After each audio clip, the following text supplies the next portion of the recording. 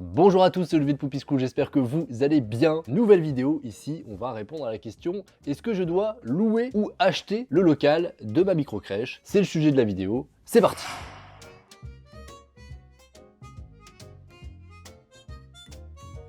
Alors j'aime pas trop répondre à cette question parce que c'est potentiellement vous limiter dans la recherche. Alors le premier conseil avant de répondre à ça, c'est justement de voir quoi qu'il arrive large, de voir tous les types de locaux potentiels que vous allez pouvoir trouver pour y faire une micro-crèche. Ça peut être de la location, ça peut être de l'achat. Sur le papier potentiellement un achat en première structure, ça peut être compliqué, mais j'ai la preuve par plein de porteurs de projets qui démarrent avec pas forcément des gros apports, qui arrivent quand même à acheter. Ça va dépendre du profil du porteur de projet, ça va dépendre du local, ça va dépendre du marché immobilier, ça peut dépendre de plein de choses. Dans tous les cas, voyez large et voyez tous les types de locaux que vous allez pouvoir trouver, que ce soit de la location ou que ce soit de l'achat. Effectivement, quoi qu'il arrive, pour une ouverture, pour une première micro-crèche, sans avoir montré effectivement que vous savez rentabiliser une structure, etc., ça va être potentiellement plus simple de financer une location, c'est évident, il y a moins de financement, c'est forcément plus simple. Donc, j'aurais tendance à dire que quand on démarre, c'est plus simple de louer, ça va aller plus vite pour ouvrir, ça coûtera moins cher et potentiellement, on sera sur un achat pour les prochaines structures. Mais pour autant, c'est pas beaucoup plus simple d'acheter la deuxième et la troisième structure par exemple, parce que si vous souhaitez vous développer rapidement, vous allez vite avoir un souci en fait de pas avoir de bilan à montrer à la banque, parce que admettons vous signez comme nous par exemple notre deuxième structure, on l'a signé au bout de 6 mois d'ouverture de la première, on n'avait pas de bilan concret à montrer et du coup aussi ça peut être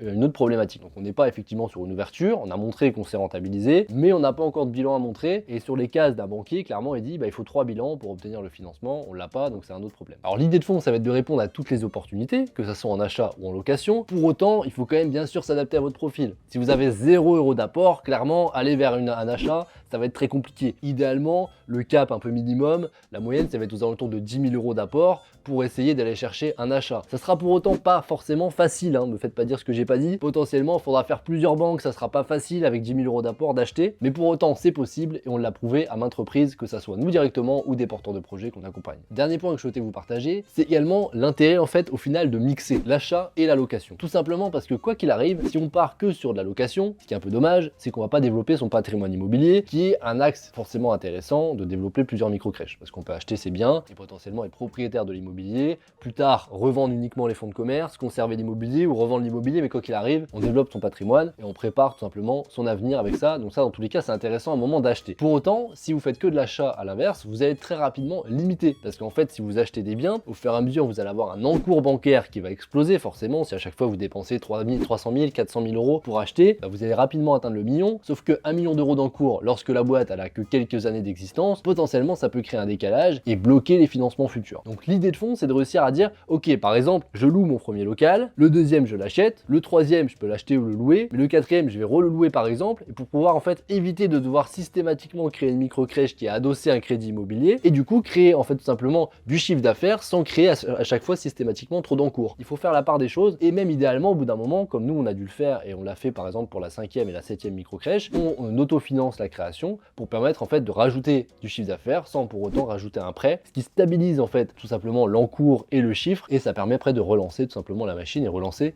les financements. Si je vous partage par exemple notre expérience personnelle sur nos 7 micro-crèches qui sont en projet, la première on l'a louée, la deuxième et la troisième on l'a achetée, la quatrième on a reloué et on a autofinancé du coup les travaux, la 5e on a acheté, on a fait construire, d'ailleurs on y est justement actuellement et on fera bientôt la visite lorsqu'elle sera terminée, et ensuite la 6e c'est une location qu'on a autofinancée, donc encore une fois ça permet de mettre du chiffre sans faire de l'encours bancaire, et la 7e c'est une nouvelle construction. Donc on a dû en fait tout simplement, et c'est en apprenant aussi au fur et à mesure des ouvertures, on a dû au bout d'un moment, pas forcément toujours systématiquement partir sur de l'achat, pas systématiquement partir sur des gros prêts, parce qu'après on a un encours qui devient important et ça devient compliqué de financer. C'est aussi une des problématiques qui peut arriver après au fur et à mesure lorsque vous avez plusieurs micro-crèches. Voilà tout pour cette vidéo, j'espère qu'elle vous a plu. N'hésitez pas à mettre un like si c'est le cas. Dans tous les cas, vous pouvez, si vous souhaitez accélérer sur votre projet, télécharger en description notre guide des 6 étapes pour ouvrir votre micro-crèche. N'hésitez pas également à vous abonner à la chaîne YouTube, c'est régulièrement des vidéos sur du contenu intéressant sur la création et également sur la petite enfance. Dans tous les cas, moi je vous souhaite la réussite dans votre projet, je vous dis à très bientôt, au revoir.